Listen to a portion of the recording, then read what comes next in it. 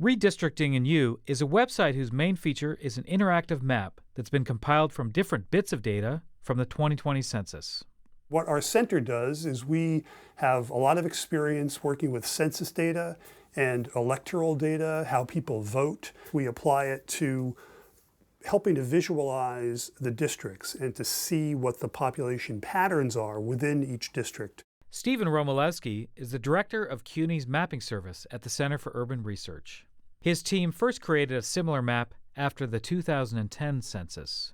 He says that the maps were created to help New Yorkers, everyone from residents to reporters, navigate the sometimes complicated process of redistricting. Journalists use the map all the time because on TV they can visualize the map and show their viewers how the lines would change. People included it in their articles, and so you can see the map when you're reading an article and realize, oh, that's how my district looks now and how it might change.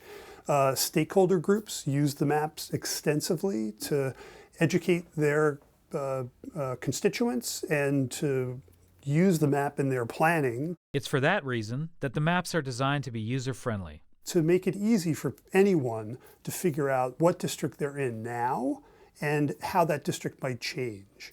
It's a really easy way of just typing in an address or clicking on the map and zooming right to your area. These maps were particularly important during the most recent redistricting. The 2020 census illustrated that many communities nationally and locally had undergone dramatic changes. This District 17, State Senate District, was drawn to make it a predominant, almost a majority Asian district.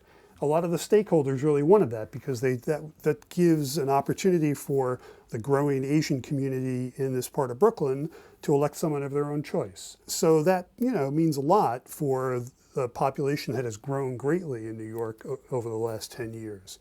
John Mollenkoff is a political science professor here at the CUNY Graduate Center. He says that these maps are key to establishing a fair representation for communities whose numbers are growing in the city.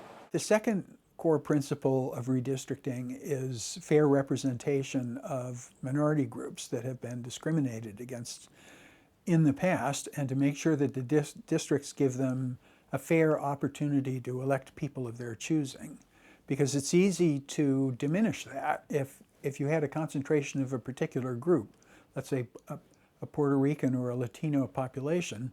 If you split that concentration up into 4 or 5 different groups, districts, then that group is just a small minority of any district and is not going to be able to have much influence. That influence, Mollenkoff says, can determine who gets elected to government, especially on the local level.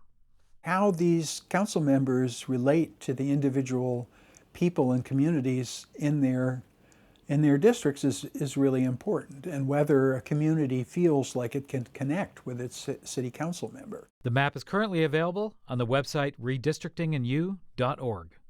For Diverse City, I'm Craig Thompson.